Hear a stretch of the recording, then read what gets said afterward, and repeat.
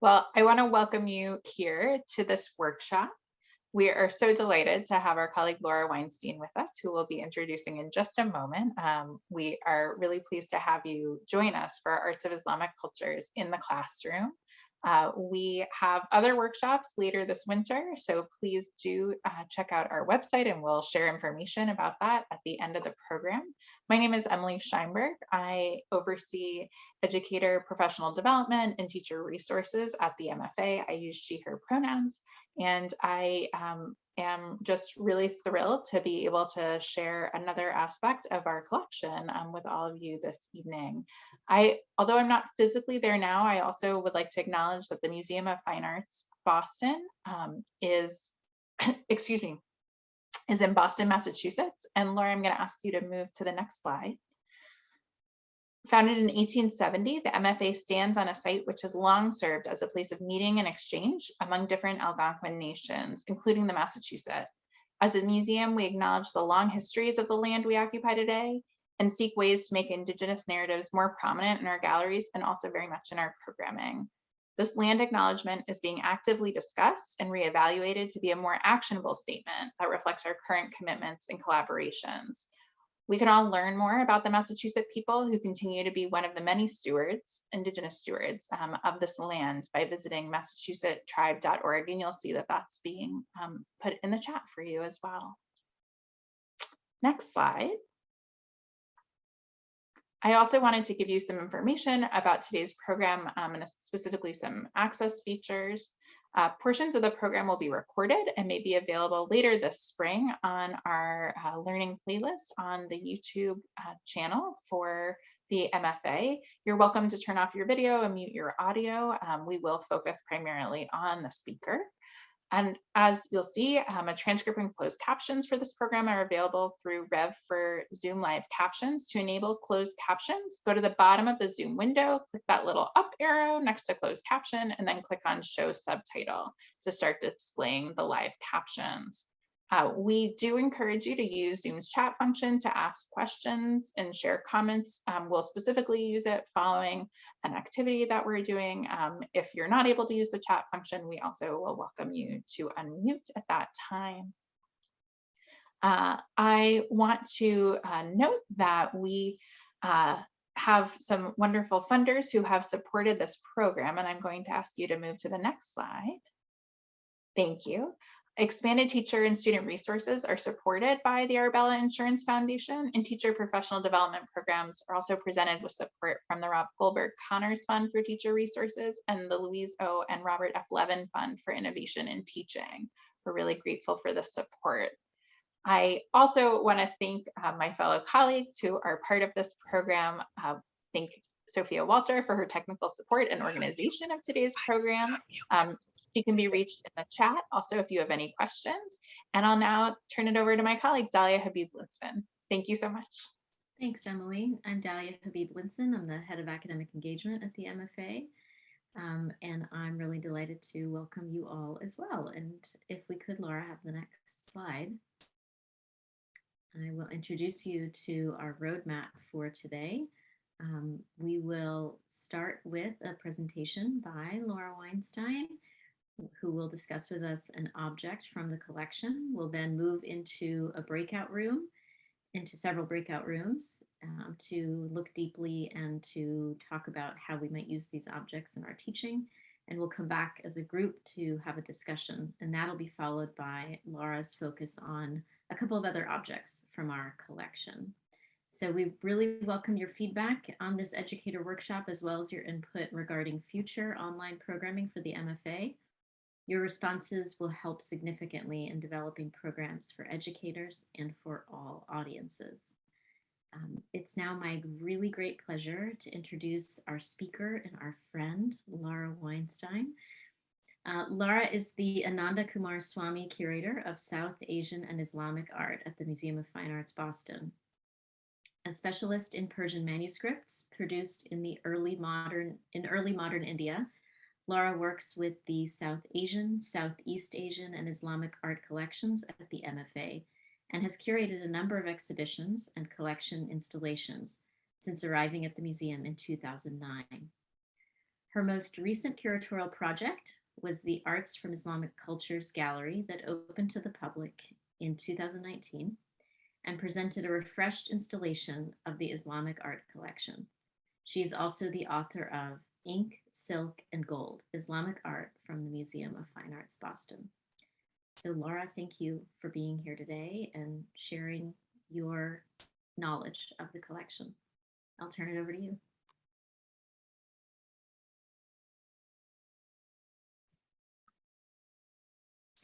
Thanks, Dahlia and Emily and Sophia. Thanks for the organizers, and thanks to all of you who have come today to hear this presentation and take part in the workshop. It's the first one I've done over Zoom, and so I am excited and also, hope that we can get a good bit of conversation going during the parts of the workshop that are sort of discussion oriented. What I'm going to do in this first part of the presentation is I'm going to kind of introduce the gallery of Islamic art that we have at the MFA and give you a little bit of a sense of how I think about it and what it presents. And then I'm going to talk about the first of three objects that I'm sort of proposing are ones that I think can be useful in the classroom to open up discussions on a number of different topics. After that first object, we're going to do breakout groups, and then we'll look at two other objects in the second part of the program. So I hope very much that what I present to you today is something that gives you ideas about things you can do in your classroom and ways that you can explore objects in the collection, not only as examples of art history, but also history, religion, architecture, and I don't know if we have any math teachers out there, but there's one trigonometry possibility in this workshop. So maybe someone will have an idea for how to bring that into the classroom.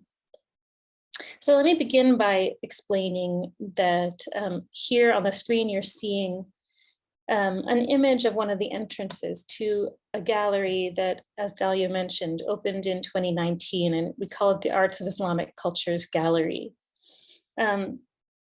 This gallery is named Arts of Islamic Cultures, and I want to explain that and explain a little bit about what I mean when I say Islamic art or arts of Islamic cultures, because it's a difficult category and it's a problematic one.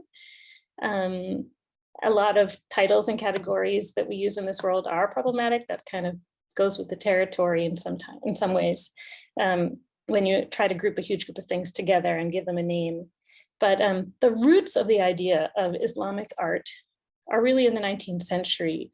It's a concept that was developed primarily by European scholars, and they used it to kind of lump together all sorts of different art forms that were that one found in societies in which Islam was a major religion. So at its root, this idea of Islamic art is really about kind of lumping together all of these different societies that were quite far apart geographically, based on this idea that they had something fundamentally in common beyond just Islam. It really goes deeper than that. And I would say that idea that you can lump them together comes out of a 19th century Orientalist idea that sort of posits that the West is a place where you have historical progress and change and secularization and enlightenment, whereas on the other hand, you have the East, the Orient, which is a place which was understood as a place that was kind of stuck in the medieval era, that didn't have historical progress and was fundamentally religious rather than kind of rational and secularizing. And so this is a process that a lot of scholars, Edward Said and others, have talked about, and about the way that by forming this concept of the other, it was a way for Europe to define itself as essentially superior. In the 20th century, this idea started to get challenged, as indeed it should have. And so it was part of a big set of changes. For example, the end of European imperialism in many places. And era, you have this discovery that, wow, okay, Islamic cultures, societies in which Islam is a major force, are incredibly diverse. They do change over time. They have changed tremendously over the last 15 centuries. And they're actually internally diverse too. So within a society in which Islam has been a major force in the culture, you still get Christians and Jews and people of a whole range of different faiths. So in all of these ways, that old idea of Islamic art as a kind of homogeneous and monolithic category kind of became a problem. It became clear that it had problems. And yet, sometimes we see the problems in these categories, but we don't necessarily just want to throw them out entirely, because there is something at the core there. And I think the core of it is this idea that in the 7th century, when Islam emerged, it was a big change in the cultures, in the societies where Islam became the new faith, the dominant faith. And that's because people's customs changed. Arabic became much more common throughout a wide range of geographic areas. Many other forms of culture traveled along with Islam as it entered new lands, and it left those regions fundamentally changed. And on that basis, it does make sense to look across those lands and see what are those common forms of culture. Of course, they will vary from region to region, but what are those shared forms of culture that link what we then can call, loosely speaking, Islamic cultures, because they're all so deeply connected to Islam and the philosophies and literatures and arts and legal traditions and all of these things that kind of grew up around Islam. And so that's why in this gallery, I call it Arts of Islamic Cultures. You'll notice that it's plural instead of singular. It's not just one culture, but many.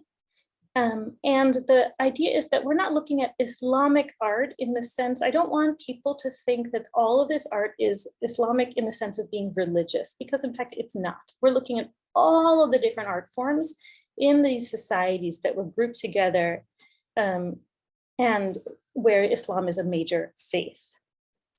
In the past, certainly in the early 20th century, in the 19th century, the story of these cultures would be told using a narrative that's about kind of emergence and then growing strength and classicism and then decline and fall.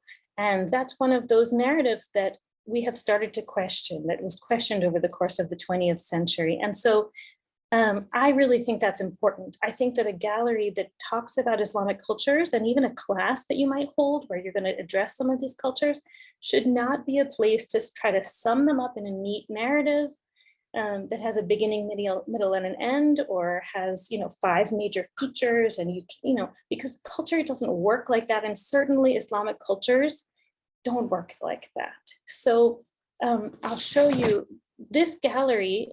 If you visit, it has 8 spaces in it that are focusing on different themes. So the idea is we're not looking at a single story that's told in multiple chapters, but actually a group of different angles that you can take when you look at the arts of Islamic cultures. And you can see it on this map here too, that we have a long, narrow gallery, but we've got these kind of walls that project out to divide it up into 8 little rooms, and each of those rooms tells a very different story from all the others. So my hope is that people, when they enter the gallery, will move from room to room, find their curiosity piqued in some, and stay and explore, and that they'll come out of it with a sense of kind of discovery. And I'm going to say, this may not work for everybody. There are people who really want a narrative and want them to be neat and orderly. And I understand that. And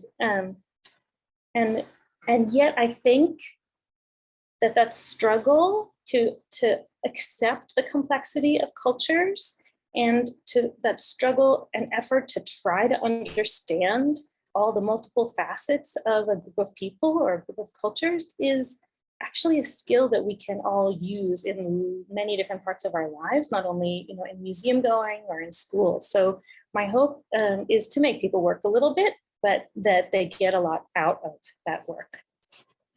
I'm going to just quickly run you through a couple of the rooms so you can see what they look like, just give you a chance to see. So I mentioned this is one of our major entrances. We have a section that looks at the art of calligraphy across media, time, and space. One area that focuses just on the Ottoman Empire in the 16th century and a very particular visual vocabulary that was developed at that time. We have an area that focuses on the taste for Chinese porcelain in early modern Islamic empires. And then I have one more picture for you. Oh yes, divine light. We have a section that focuses on the concept of light as a symbol for God. There are some nice kind of multi-sensory features in the gallery that I hope people will explore. So there's a place where you can listen to Quran recitation. We have a set of ceramic tiles that you can touch to get a little bit of a sense of what the objects feel like. And then there's a video that goes with a contemporary work of art, which you see on the right here. A video of an artist based in Cambridge, Massachusetts, talking about the piece that's on view. I want to also just quickly mention that on our website, you can always find one work of art from the Islamic collection, one Quran page in particular, with a recording of the recitation of the verses on that page by a Boston-based imam. I think it's a wonderful little resource and a way to do some looking and listening at the same time and thinking. And then last, I wanted to show you that an exhibition that we did back in 2013-14 has a website. The exhibition is called Sacred Pages. And if you go to the website, you can hear a number of Bostonians talking about Quran pages in the collection and what these objects mean to them. And I bring this up just in case one of these resources is helpful or something that your students might enjoy. Now I want to talk about the first of the objects that we have today to kind of get into a little more deeply. It is an oil lamp, and it's one that was made specifically for a religious building in Cairo. I'm going to suggest that we can use it to talk about Islamic art, because of course that's, the art is my true love, but there are definitely other ways we can take this discussion and other types of inquiry that we can use it for. So I'm going to bring you through a whole bunch of different ideas. My hope is that it sparks something in your imagination. So this lamp was made in about the 1320s, as I said, probably in Cairo. And take a look at it, you'll see that it has kind of like a bulging midsection, which you might call the base. And then it sits on a high foot, kind of like a wine glass. And then at the top, you have a broad flared neck. You also can notice that there are handles made of glass that are, there are 6 of them going around that main body. And those are handles that would have been used so that you could suspend this lamp from the ceiling of the religious building that it was made for. And I'll talk about that building more in a minute. So it's a bit smoky glass. It's not perfectly clear glass, but it is glass. And what you would do is hang it from the ceiling and then take a small oil lamp and insert it into the top of the lamp I'm showing you here, so that it would sort of sit inside this glass vessel and that light would emanate out from inside. The materials besides the glass we also have enamel. So you can see the green and red and white and blue colors. Those are made through basically using a kind of glass paste. So taking glass and forming it into a material that could be painted on and then through heat fused to the clear glass surface underneath. It's actually a technique that was developed probably to make up for the fact that sometimes you don't have the use of precious gems that would really give, these ruby red and lapis blue. So it's a way of creating the look of multicolored gems without actually needing those gems. And on the upper part in the blue, you'll see blue calligraphy in that flared neck. And the words there are taken from a really important verse from the Quran, from Surah or chapter 24, which I'm showing you in full here on the screen. And the key words in this verse are, God is the light of the heavens and the earth. His light is like this. There is a niche, and in it a lamp. The lamp inside a glass like a glittering star, fueled from a blessed olive tree. On a basic level, what this is saying is that God is the light of lights that emanates through the world. But it's a text that has been interpreted in many different ways over the centuries. There are theologians and philosophers who have studied it and written about it. In the period when our lamp was made, the 1320s, as I said, in that era, at least one scholar wrote that the lamp, the oil lamp in this verse from the Quran, was actually a symbol of the heart of a pure and faithful believer. So as I said, this is a really important Quranic text, but it's also one that has been interpreted and understood in different ways over history, over the course of history. I just want to point out that this idea of light as a metaphor for God, as I said, is one that is really important in Islam, but certainly also in Judaism and Christianity. And I think you can do really wonderful, you can lead really great conversations across the Abrahamic religions by talking about people's experiences with light and symbolism of light. Now I want to take you here briefly just to show you that in the period when our lamp was made, probably in Cairo, that region was under the control of something called the Mamluk Sultanate, which I'll talk about a little more in a moment. Now, on the base, so we talked about the text that's at the top of this lamp. Now I want to look a little bit lower where you have more calligraphy in the section that has the handles, but in this case, the calligraphy is actually in the negative. So do you see how the letters are kind of clear? That we're looking at the glass there, and it's blue enamel that's in the space in between them. I'm going to talk about what those words are in a minute, but I just want to point out first that when this lamp was lit, the words of the light verse on the upper part would have glowed blue. And the words in the lower part would have glowed through that clear glass. And the whole thing really would then become not only an object that's about light, that has words on it that talk about light, but it would have glowed and it would have helped to light up a building. And this is a powerful idea. It evokes the light of God, the idea that God lights up a path for its followers. And of course, it really does help potentially light up a building. So in fact, the inscriptions on the body of the object tell us that it was made for a khanqa. You can see that word in the middle of the slide here. A khanqa is like a center for the activity of people who are following Sufism, which is the mystical branch of Islam. So think of it a little bit like a monastery. People are coming here to explore Sufism, to study and teach and learn, and also to live and eat and drink and spend their lives there. So this was a really important religious institution in the period when our lamp was made, in the period of the Mamluk Sultanate. And our lamp was made to light up one of the halls in a building such as this. I'm showing you here the plan and one of the facades of a different khanqa. So this is not the one our lamp was made for. The one that our lamp was made for hasn't been identified. I'm not sure if it survives, but this is one that was built in roughly the same time period. It's a Sufi, as I said, a Sufi kind of monastery, or sometimes they're called hostels, but it's also a royal tomb. And what you see in the upper part of this, I'm not sure if you can see my pointer, but in the upper left of the plan is the tomb section of this building. And in the lower right areas, those are the sections that would have been occupied by Sufi mystics who are living and praying. There's a fascinating thing that happens here in Cairo with these buildings, because the royal tomb is actually the closest to the street.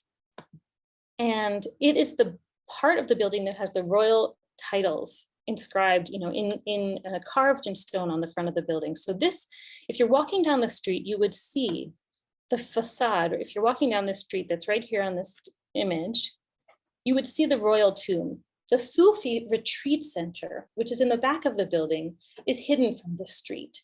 And you might notice that the building is kind of in a funny angle relative to the street.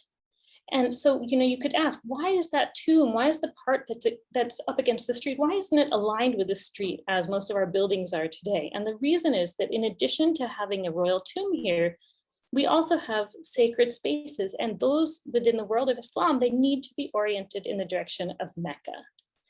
So when you look at this plan, you can see right kind of in the middle of the image here, the way back of the building, there's a little niche in the back wall, and that is a niche called a mihrab, and it's there to point the direction towards Mecca.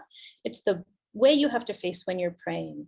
Today, of course, we have apps like the one, I have this image here on the right, but in the 14th century, they would have had to use all different techniques to try to determine exactly how the building should be oriented so that it's directed towards Mecca.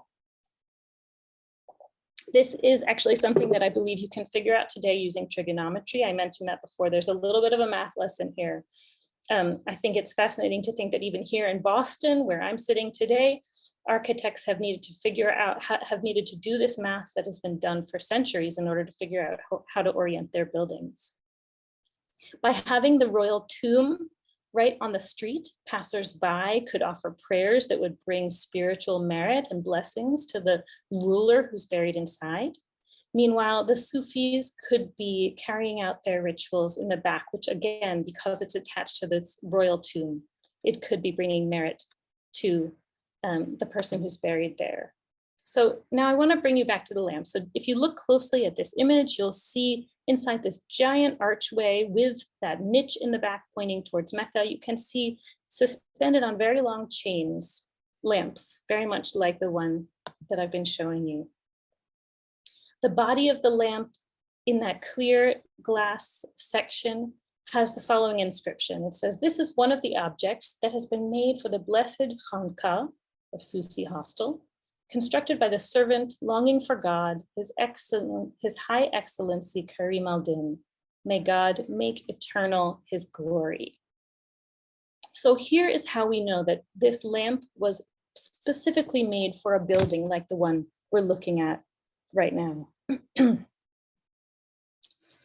Like most of the elites in this specific society, Karim al-Din was a military slave. And this is a subject that I want to talk about just for a minute, because slavery in the medieval Islamic world is an interesting topic, but you do need to understand that slavery in this moment in Egypt, where this lamp was made, is a very, very different phenomenon than slavery in the US. And so the stories and the traumas and the issues that come up around slavery as an issue in the United States are quite separate.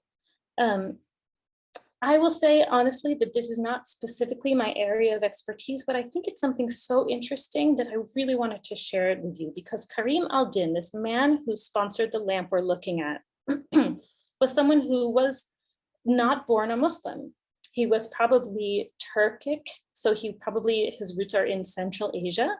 He's somebody who would have been enslaved and brought to Egypt, then converted to Islam, trained as a soldier, and then freed.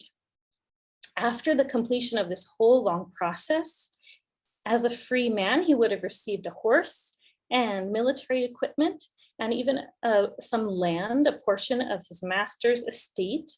And he now was at this point, a free Muslim and a regular soldier. And in this Mamluk society where this lamp was made again, the main rulers of the society, in fact, came from this path. They had started out as military slaves, and then after being freed, became quite powerful in the administration of this sultanate and became the rulers. And this is just a fascinating aspect of medieval Islamic history that kind of lies behind an object that you might not necessarily realize at first has this story, this history behind it. I want to mention that the Quran itself and the sayings of the Prophet that were collected did talk about the importance of having compassion for the enslaved. And they talked about freeing slaves as something that was an act of piety. But in this early period, they didn't question the idea of slavery. They didn't question or doubt the idea that one person could have complete control over another. So I want to kind of bring that part to a close and just talk about the fact that we're looking at an object that's specifically connected to use in a Sufi space where prayer would be going on. We're looking at an object that's related to one particular individual's lifetime and their attempt to establish their name and to bring themselves spiritual merit by lighting up a sacred space, bringing light to the study of these Sufis. And also, I sort of want to end by saying it also probably was an expression of his own faith. So we have kind of a multi-layered object here that has to do with his political position as someone who was who went through this process, became free, and became an important figure probably in the Mamluk Sultanate. It's also a way of bringing spiritual benefit to himself and to the Sufis who worshipped at this and who lived at this Khanqa. And then I just want to point out one last thing, which is that at the building that I've been showing you, the Sufi hostel that I've been showing you, which is very similar, I think, to the one where our lamp once hung, the doorway to that Sufi, to the monument, has this stone lying at the base of the entrance. So you'd have to step over or onto this large slab of stone as you entered the building. And if you can look at the image and the line drawing that I have on the left here, and you can see that actually this is a stone from ancient pharaonic Egypt. And the reason that I have it here for you is to point out the fact that we are talking about Islamic Egypt, Egypt of the 14th century, but that ancient Egypt that I think probably a lot more people, maybe students also know about because of the fame of the pyramids, that history in Egypt was not invisible in the period that we're talking about. There isn't an absolute kind of rupture and break between the period of ancient Egyptian civilization and the period of Islamic Egypt. And in fact, that there were ways in which the builders of these Islamic monuments were actually kind of specifically incorporating elements from that earlier history into their building. So it's a fascinating, again, like a little reminder, a little direction you could go off in if you were wanting to talk with your students about the history of Egypt in particular, is about how did these different periods of time where culture was so different, how do they link together? How were they understood? I'm going to pause now, and we have time for some discussion. I think I threw a whole lot at you all in this first case study, if you will. So I hope we have a chance now. I hope you will all take this chance to ask questions and talk a little more among yourselves. So Laura is about to share this activity that we have for you. You'll see the prompt to join a breakout room. You'll also be able to look at this image and these questions using the link in the chat, which will give you a PDF version of this image that you're seeing here. And we basically want you to talk with colleagues who are on this Zoom about what it might be like to share this object with your class. Again, which aspects most directly connect to your teaching after you think about sort of all the different ways that Laura spoke about this work. And then also what your students might ask you were you to share this with them. And then we'll come back together and put a few of those questions that your students might have in the chat and share those with Laura. So we will be sending you to breakout rooms. You'll have just a little bit, it'll be about 7 minutes or so in the breakout room, and then we'll come back together to talk more. Thanks so much. Hi, everyone, welcome back. Well, we want to invite you to take a moment to put a question that came up in your breakout room in the chat. If you didn't discuss as a group sort of which question you were going to share, that's okay. We know we gave you a short time, but feel free to type one, or if you end up putting in a few, that's okay too. Thank you. Linda here. So I'll actually ask this one while others are adding their questions to the chat. Laura, can you tell us again how the vessel would be lit? Can you say more about that? And please do put more questions in the chat. So the best I can tell you is that a smaller oil lamp would be inserted into this object that we have in the collection. So I'm guessing it would be maybe a ceramic bowl that would hold oil and maybe have a little notch in it where a wick could be kind of rested so that it wouldn't fall down into the oil, but would kind of hang out over it. And it would have to be kind of wide enough so that it would sit inside the mouth of our lamp without falling down into the lower part or falling through. So basically you'd put a small oil lamp inside the glass lamp in the collection. So are you saying, Laura, that it would be in that top flared part only and not all the way down, or it would go all the way, into that sort of bulbous area? I don't actually know. I mean, it seems like it would be best to have it go down into the bulbous area, but I'm a little bit speculating at that.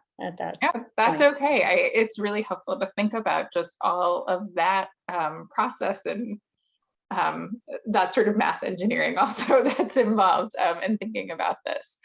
There's a question about whether the oil would have been scented to elevate the experience when entering a room, sort of that multi-sensory experience.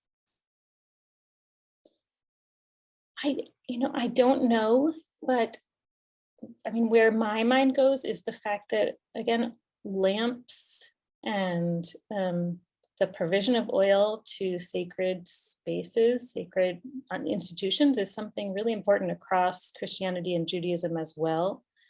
So that's something that one could, I don't know, it's a broad tradition. And I think the smell of smoke and maybe the smell of the oil and the question of where you get your oil from. I mean, there's a kind of a whole story there about olive oil mostly I think olive oil is a kind of precious substance that's connected to ritual. So I can't tell you all about it, but I encourage you to explore it more.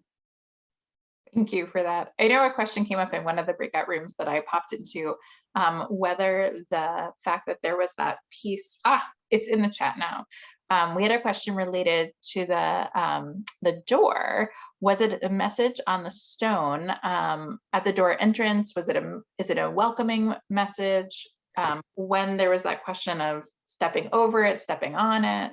Oh, the kind of hieroglyphic stone. Yes, sorry, the ancient. Yeah. Well, you're gonna have to forgive me, but I don't know that either. That is a place where kind of the knowledge of Islamic art, you get to the edge of it and then you peer over and you see there's some ancient hieroglyphics there. And I can't take you all the way there, but I was fascinated to see that stone is there. And I think it's a good question whether the people who used it, who incorporated it into that building, knew what it said themselves. I mean, maybe they didn't, maybe it was just for them a symbol of the past. And that question that I know you mentioned to me of whether it was intended as sort of reverence or actually stepping over or stepping on is an open question. It might not have been a respectful comment. There was one thing that I really wanted to say, that I wanted to share, and I didn't get a chance to, which is a specific it's a specifically wonderful phrase that explains the importance of endowing a lamp to a sacred space like this one. Here, I found it. It's this idiom, or this kind of saying: he who lights up a light in a mosque for 7 nights running, God will keep him away from the 7 doors of hell. That's something that I just wanted to mention so that it's a little more clear to you that really there was an understanding that the sponsoring of a lamp like this was something that would ensure your own well-being when the day of judgment comes around. Thank you so much, Laura. Dahlia, do you want to jump in? It's really interesting, Laura. I wonder if I might present a question. I was really interested when you were situating the lamp in the context of the architecture, and you talked about its position in relationship to the larger arch and then the niche within the arch. Do we know whether there's a significance to the arrangement of the lamps I noticed that there were multiple lamps. Do you think there's any significance to either the number of lamps or maybe how they're arranged within that space that would be relevant to share? I'm not aware that there was a specific way of arranging them. I know it could get kind of fairly complicated sometimes because they would hang not only these kinds of lamps, but also circular glass globes that would also have enamel on them. So I think there could be kind of like whole networks of chains and lamps of different shapes. I imagine that, more of them was probably a luxurious thing to have. You'd have as many as you could afford to outfit your space with. They would have been hung in the tomb part of that building that I showed you, as well as in the Khanqa, the Sufi retreat area. But I think what your comment made me think about is the fact that the niche, and there's a reference to the niche in the light verse, right? So the text on this upper part refers to the idea of a lamp and a niche. And yet what I showed you is that some of these lamps are hanging right in front of the mihrab, the niche in the wall of the mosque that represents the direction of prayer. So there's a whole bunch of symbols that repeat. This idea of a lamp and a niche becomes a really powerful symbol for God, and it appears in the architecture and then in the words and recurring again and again. So this type of lamp isn't specific to the Hamka, but is sort of a type of lamp that would appear in these many different spaces, which may be connected or sacred spaces. Sacred spaces. Specifically, yeah. Thank you so much. Well, let's save other questions for the end of the presentation. Laura will now go into depth on a couple more objects, and then we'll have time to ask questions either about this one or other objects. Thank you so much again. All right, let's keep going. I want to look next with you at an object that doesn't appear, at least, to have any religious function at all. It's a blue and white plate made in Turkey in the early 16th century. And it's again one that I think you can talk about from various points of view. At the very least, the art history and design, and then the political function of an object like this, the significance. And then also this one really gets us into trade and technology.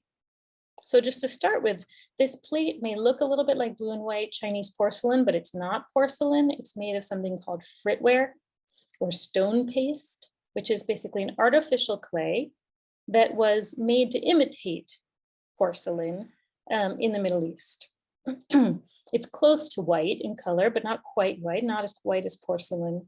So sometimes it would be covered with a white glaze. In this case, I think it was close to white. So they, instead of putting white on it, just put that blue decoration down and then covered that with a clear glaze. And here, because the blue is underneath that clear glaze, you could use the term underglaze decoration. That's something you'll see in a lot of books about ceramics. We have blue underglaze decoration here. Now let's look at the patterns on the plate for a moment. On the rim, you can see there's an intricate scrolling design with a little flower that repeats every so often. Then in the part that comes next, sort of in from that, which is called the cavetto, you have bunches of flowers surrounded by leaves, or like a bunch of leaves with a flower in the center that repeats. And then there's sort of a good amount of empty space between them. And then in the very center, you have a pretty dense design of a lotus or a peony scroll. And then you have a bunch of different types of flowers and leaves that emerge from that scroll. So a number of different forms of floral decoration there. An important context for understanding this dish is the Mongol Empire and the effect it had on Islamic ceramics. So the Mongols, it looks like on my computer, this map is taking a moment to load, but hopefully it'll come through okay for you. The Mongol Empire started in Central Asia in the early 13th century. And within about a century, it had extended all the way across Asia. This was probably, at least in part, inspired by the desire to control trade routes. And in this period, 13th, 14th century, trade between Asia and Europe, trade from East to West Asia became much safer, much easier. So it really injected a lot of energy into trade and brought a huge amount of wealth to the Mongols and to the trading cities and ports and towns across their territory. If this map is looking okay, will somebody give me a thumbs up because it didn't quite load? It didn't quite load for us either, Laura. Okay. Oh, there we go. In. All right. Sorry for that delay, but here's a little map that shows you the Mongol Empire. So in this period, when the Mongols had kind of united this region, you had so much trade and travel, it was so easy that actually you have millions of Muslims moving and traveling into China. They became a very active merchant class in China, and they established trading posts. And one of the things that traders from Western Asia brought into China was cobalt. Cobalt oxide in particular, which was mined in Iran and Iraq for centuries, and had only been available to Chinese potters for in limited quantities before that. So it was really the first period, the Mongol period, when you could get a lot of access to cobalt in China. And at that time, already there had been quite a long tradition of using the cobalt in ceramics in Iraq and also a little bit in Iran. So I'm showing you here some early blue and white ceramics from the Middle East, these are mainly from Iraq, the one on the right is from Iran, that show the use of local cobalt in the Middle East. But it took until the Mongol Empire to get this material into the hands of Chinese potters. Sorry, let me advance here. And then they were able to make objects like this one starting around the 14th century, where they're making porcelain and then they're adding cobalt decoration and firing and making these extraordinary objects that became so world famous as, Chinese blue and white. So of course, we've talked about the cobalt going from the Middle East to China and being used in ceramics, but it also goes the other way then, because the ceramics that they made were very often exported back towards towards West Asia, all the way towards Europe. So we have a back and forth movement that makes for a really fascinating, although a complicated story. So the dish that I'm sharing with you today is an example of one that was made in an Islamic society in imitation of one of those blue and white porcelains from China. And in particular, it's a really close copy of 15th century Chinese dishes. So on the right, we have our object from Turkey, circa 1525. And on the left, you have two examples of ceramics actually made in China itself about a century earlier. And they are very, very similar, as you can see. These blue and white ceramics, both the ones that were made in West Asia and those that are made in China and exported, were really a huge part of culture, of visual culture in all three of the early modern Islamic empires that I'm showing you kind of a map of here, the Safavid, Ottoman, and Mughals. They all had a taste for Chinese blue and white. They all collected it and they all made their own versions of Chinese blue and white. These empires sometimes are called the gunpowder empires. They all flourished between the 16th and 18th centuries. They all shared a whole bunch of different facets of culture. And one of those common cultural features was this kind of taste for Chinese porcelain. I want to just stress that because I think it's an interesting idea. I think we don't normally think about the fact that Chinese ceramics and Chinese visual aesthetics were part of Islamic culture. But when we do, I think there is room to think about culture as something that has these permeable boundaries. And when you have century after century of interest in Chinese and blue and white and the creation of blue and white ceramics in a Chinese style in Islamic cultures, you have to acknowledge that that's part of the culture. And now I'm going to show you some more ways that that becomes part of the culture. So here is an image of the Topkapi Palace. This is the Ottoman royal palace in the city of Istanbul. This palace held the Ottoman royal collection of Chinese porcelain. And this is one of the most important collections of Mongol period and later Chinese porcelain in the world. The Mughal Empire also collected Chinese porcelain, valued Chinese blue and white, and that collection doesn't really survive today, but a lot of shards have been found. And I'm showing you here an example that was unearthed in an excavation in New Delhi.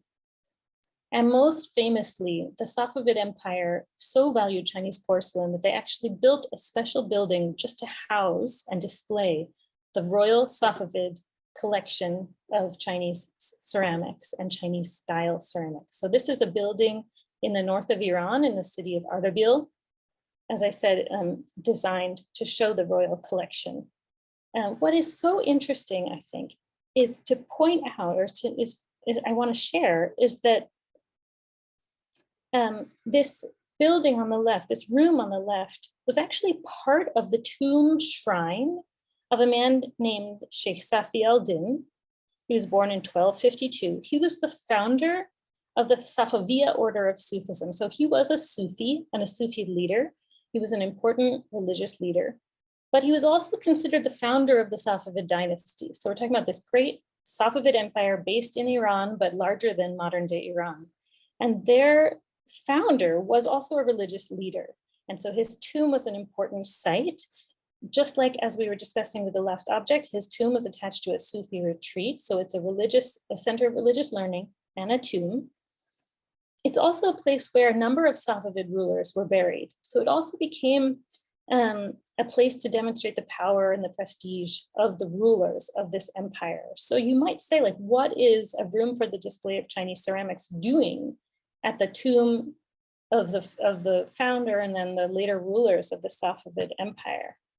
Well, the fascinating thing is that the ruler Shah Abbas, one of the Safavid rulers, actually donated collections of ceramics to the shrine, partly to kind of give spiritual benefit to the Safavid ancestors who are buried there.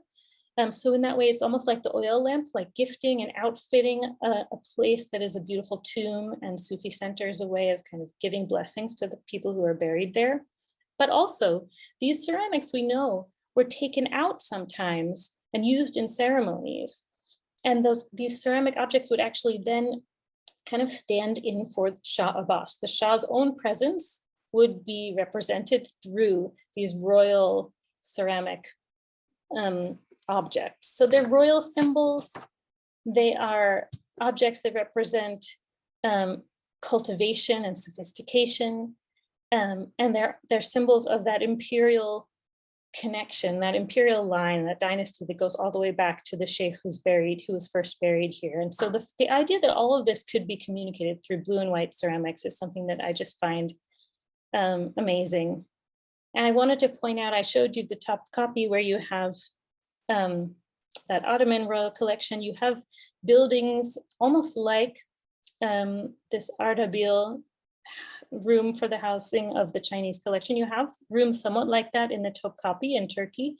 You certainly get it in India, where the Mughal Empire also favored Chinese ceramics. And I'm just showing you here examples of architectural forms that emerged out of this valuing of Chinese ceramics and the desire to build places where you could display them. So there are many Mughal buildings that have actual niches, but here you can see the idea of the niche holding precious objects like this, pervading architecture. So let me get this last image to load. What I want to say here is that this taste for Chinese ceramics and its impact on architecture and the idea that these ceramics somehow can be equated with political prestige and authority is something that is shared across these Islamic empires, and something that, even though it doesn't at its root relate to Islam per se, it's still something that binds these cultures, these great empires together. And now I want to go on to the last object that I'm going to discuss today. And here it is on the right. It's an object that you saw in the first image that I showed you tonight. It's there in one of the main entrances to our gallery. And let's see, you can see it's about 100 inches tall. So it's a big door-like object. I'll explain it in a second. And it's one of my absolute favorite things in the collection. So I am going to talk a little bit about how this was made, what this object is, how it was put together.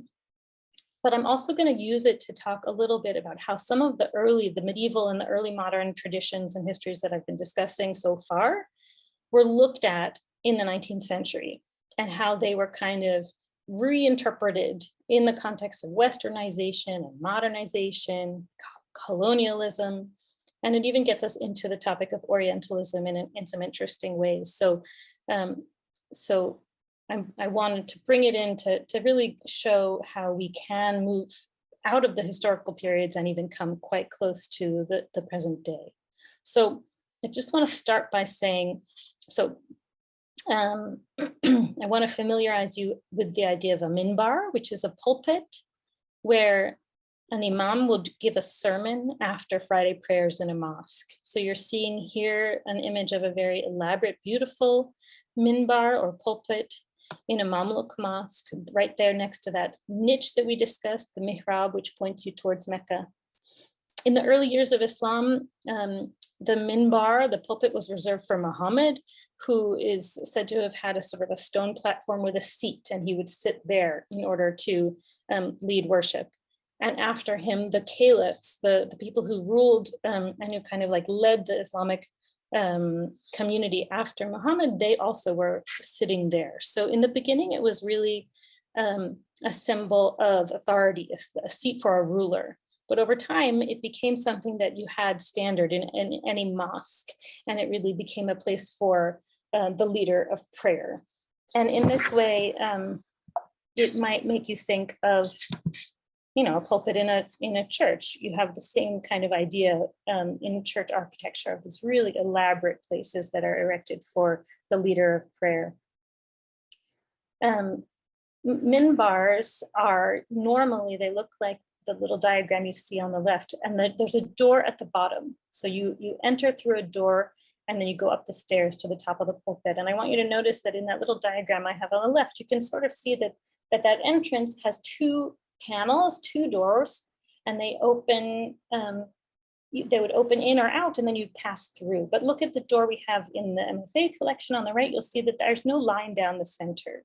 And in fact, this is not a functional door. The original two panels that would have swung open when this object was first created are now missing. And so this, of course, leads you to ask, like, what exactly is going on here? What happened to our doors? And I think the answer is that, in fact, the object I'm showing you is really a collage of different pieces of woodwork that were put together to create a display for the Philadelphia Centennial in 1876, which was the first World's Fair held in the United States. 10 million people attended, more than 40 countries participated, and Egypt had its own section. You can see the facade of and a little bit of the way into the Egypt section in this World's Fair. We're lucky enough to have a photograph of our object when it was on display in 1876 at the World's Fair. And so it was shown there, and I believe it was made for display there.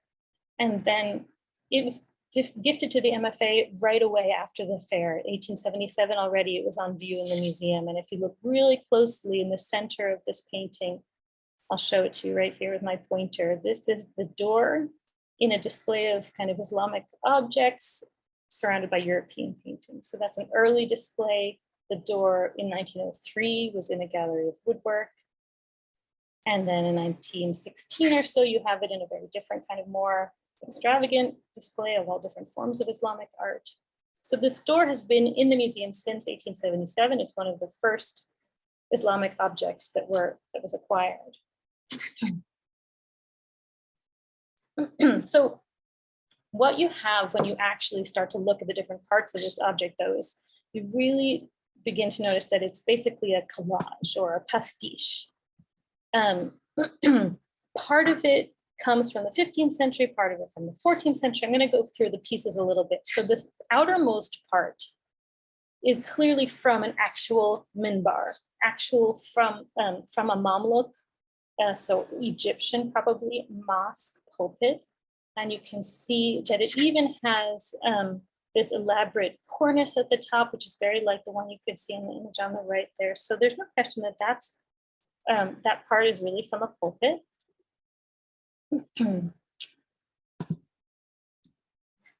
Here you can see there's a panel at the top that would have been part of that original pulpit, which has a kind of wooden inscription about God, very appropriate to that function. This bottom panel, though, doesn't belong to a minbar at all. It is a panel that has calligraphy on it, naming a Mamluk ruler named Al-Zahir Barkuk, and it's kind of has glorifying, text kind of glorifying his name. And in fact, it probably comes from this ruler's complex that he built in Cairo in the 14th century, where he has large, very, very large windows that have shutters. You can see one of those windows. They look like doors, but they're really window shutters here. And on these shutters, they have lots of those little panels. So what you saw here at the bottom of our door probably originally came from a complex and the elaborate woodworking that was used in the shutters. So it doesn't have to do with a minbar. And then the final section of our door is this central part. And we don't know exactly where it comes from, but it could come from the side of some other minbar. So you can see that I'm showing you an example of the star patterns on a minbar here on the right, and you can see the similarity, I think. So it's possible that an actual minbar was taken apart and some of the stars were reused to create a central panel to make a really nice display for this World's Fair exhibition. You can see we did some radiocarbon dating, and you can see also from the dates that these pieces don't really go together. The outer part is really from the 15th century, while that star pattern in the center is mainly from the 14th century. So here's what I think happened. All of these bits and pieces were put together by this man, Ambroise Baudry. He was a French architect. He lived in Cairo in the 1870s and 80s, and he is famous for making objects just like the door that I've been discussing. He lived in Cairo in a period where Europeans were becoming more and more influential in Egyptian society. They were having a huge impact on the culture. The Ottoman Empire at the same time was weakening. And so there was this big change happening where Ottoman and then in Egypt, rulers were kind of beginning to emulate European life. And economic power was becoming more and more in the hands of the Europeans. Really what we're talking about is this period where Europeans begin to establish, and British in particular, begin to establish colonial control over Egypt. And this is a time of tension. Baudry is known to have participated, here's some images of things he created. He participated in the revival of the medieval Mamluk style that was completed at the hands of European architects and European educated Egyptian architects. So this was a big moment for Mamluk revival. And this was a revived style of architecture and woodwork that was used in all different kinds of buildings, religious ones as well as non-religious ones. Buildings were designed by people like Baudry for Egyptians as well as for Europeans that evoked the Mamluk period, either through just kind of imitation or actually through the taking of bits and pieces of Mamluk monuments that were beginning to fall into disrepair and putting them together to make new things. And so that is actually what happened with our object. I think that the woodwork from the medieval period had fallen into disrepair. Some of it ended up on the antiques market. Baudry had his carpenters put a little of this together with a little bit of that, and he was able to create these kind of fantastic spaces like you see on the right, where they've been described as living museums. This was a phenomenon closely connected to colonialism, and it really is based on this idea of this fantasy of the Orient that was very much rooted in European thought. So I'm showing you for an example here of how this taste not only was in Cairo, but it traveled to Paris, where you have a smoking room created for the Rothschilds, in which Baudry took a star, some Mamluk woodwork, much like what we have in our door, to create a door to this smoking room. So this is a 19th century phenomenon of kind of cannibalizing the medieval past to suit the tastes of Europeans and European educated Egyptians. And I want to point out that this is also an American phenomenon. So we have a wonderful a site that I've never been to, but I hope to go to, called Olana, a house and kind of a fantasy palace built in Hudson, New York in the 1870s, where you have that same kind of desire to bring together antiques and sort of pseudo-antiques to create a fantastic environment in which to explore, in which to kind of pretend you're a sultan perhaps, and enjoy that fantasy of about the Orient. So one way I think, you can see, I think that I'm trying to talk about this door that we have in the museum in a way that lets us think about how Islamic art got to the West, how it got to America, and how the way people understood it was very much mediated by, or shaped by 19th century ways that Europeans interpreted and kind of reconfigured Islamic art to suit what they thought it should look like, what they wanted to see. I want to just mention that this is an object that, because it's a pastiche, was put in the basement of the Museum of Fine Arts for many, many years. And I think it can be interesting. I'm glad to have brought it up again. I think it actually can be used to have really interesting conversations about the idea of authenticity. Is this authentic? Is it a work of French art? Is it a work of American art? Is it Egyptian? Where does it really belong?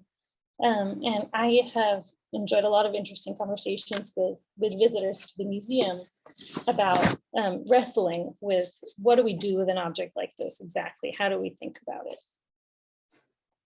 Now, for the last few minutes today, I want to show you a contemporary work of art in the collection, and it's one that's very precious to me, just to bring us all the way up to the contemporary, and to kind of, as a way to remember that moment of the 19th century that was such a huge, in some ways a rupture, wasn't the end of Islamic art.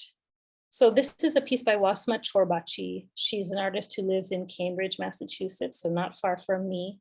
She grew up in Baghdad, and I want to share some words of her. She says, "My earliest recollection of my love for clay and the excitement of firing a piece of clay goes back to when I was 5 years old.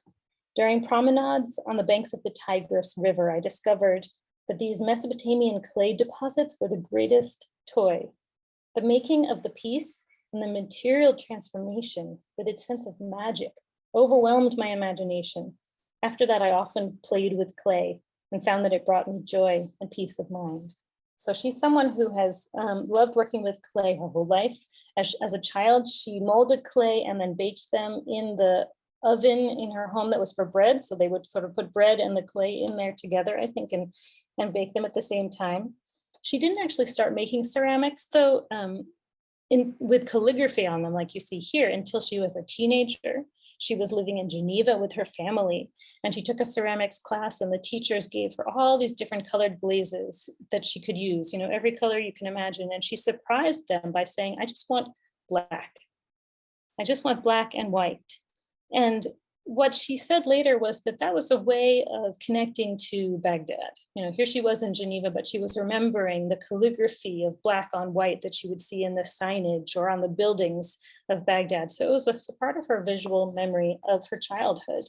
And it's something that she brought back in her calligraphy and continued to work with sort of throughout her career. The calligraphy here that you see, the black letters form the words Bismillah. She uses a lot of calligraphy in her works. This is just one other piece I wanted to show you that's in our gallery. The Bismillah means in the name of God. Let me take you to it. Okay, so you can see it written fairly simply on the left here. This is a phrase, Bismillah, that appears at the beginning of each chapter of the Quran. In the sentence, "In the name of Allah, the most gracious, the most merciful."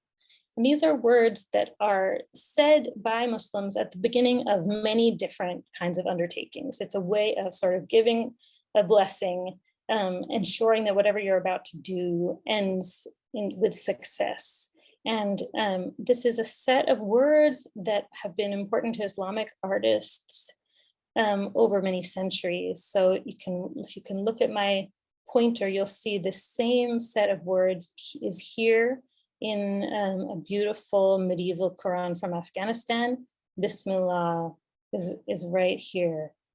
So these are words that artists in Islamic cultures have been playing with and experimenting with for centuries. Wasma used it on this plate. You can sort of see it emerges from the right edge of the plate, which is entirely appropriate because this is a language that is written Arabic, written right to left. And so you kind of have a sense of it sort of beginning on the right and then flowing out into the center of the plate.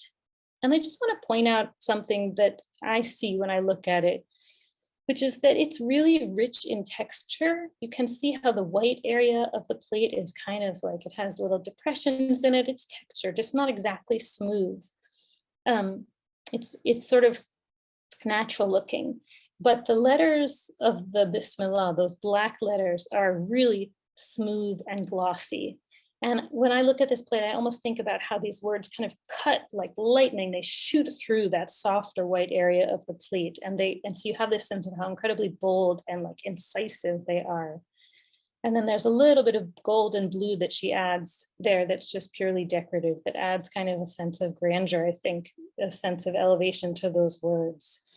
Her own name is there in the bottom. I'll show you with my pointer. It's right here, Wasma. So she writes her own, she sort of impresses her own name to sign the work when she finishes it.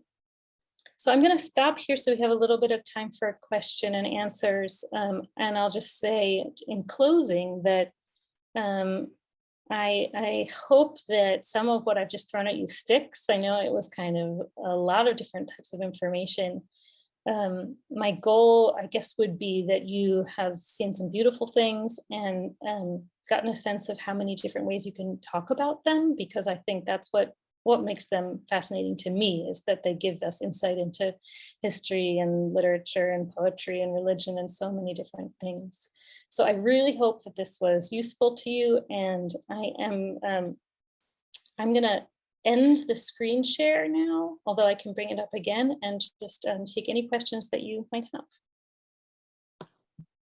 Thank you so very much, Laura. That was really incredibly meaningful and helpful to my understanding, and just having the sense of all the different layers and all the different directions that one could go in a classroom setting or in the museum. We have time for a few questions. So if you want to either put a question in the chat, or also at this point, if you did want to unmute, you'd be welcome to do that.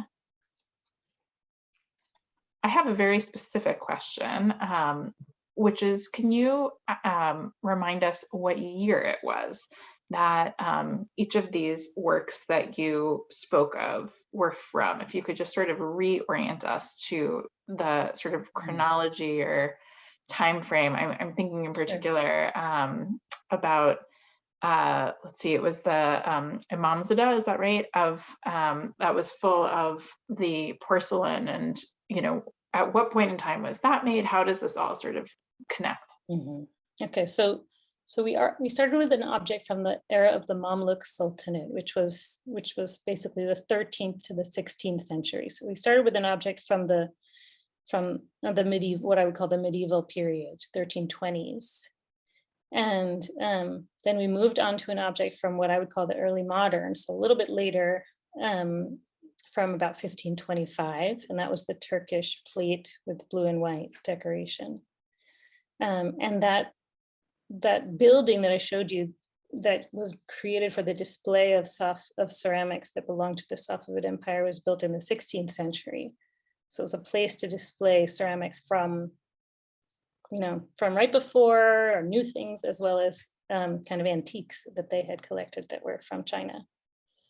And then we moved on to talk about the minbar door, which was an object that the pieces of it date back to the 14th century and the 15th century, but it was put together in the 19th century, probably in the early 1870s in Cairo for the World's Fair. And and then we ended with that beautiful plate by Wasma, which is almost brand new. Thank you so much.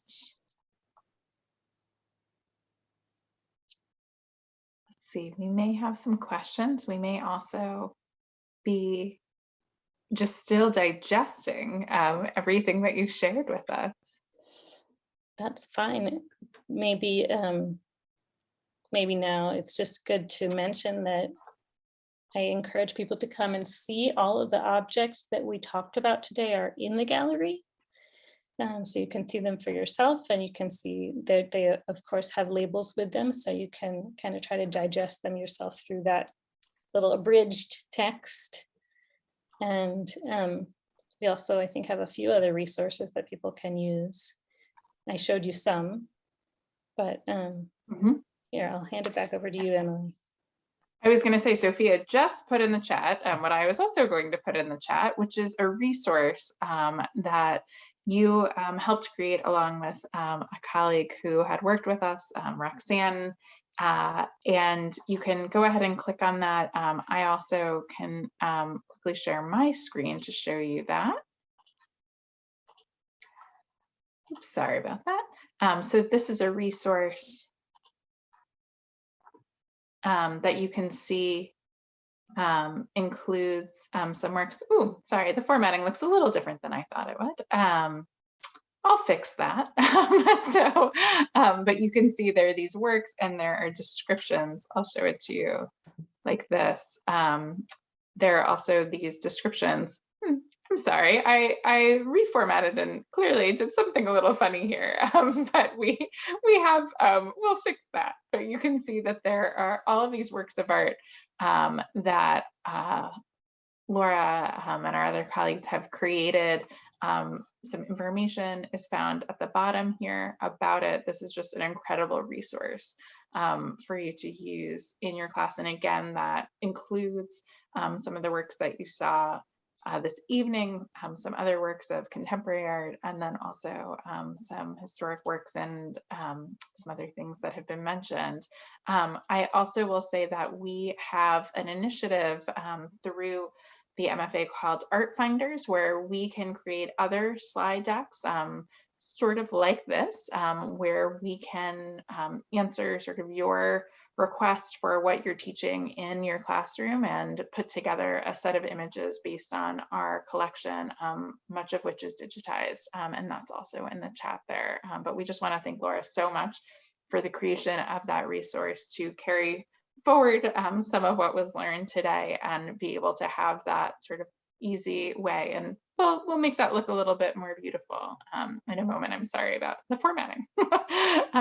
And I see in the chat just some thanks to you and for seeing these pieces and the contemporary piece in particular with the calligraphy.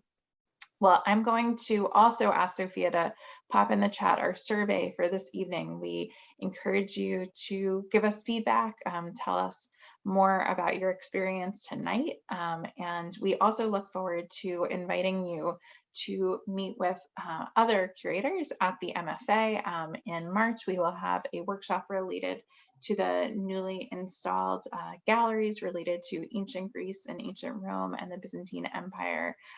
So we are happy to have you join us for that. And then in early May, we'll also have a workshop related to the new Center for Netherlandish Art and the Galleries of Netherlandish Art. And there'll be more information about that on the website in a little bit. So thank you so much for joining us for these programs and learning with us as we got to hear from Laura and look at these incredible works of art on the screen. Thank you so much, Laura, and thank you everyone for coming. Bye-bye.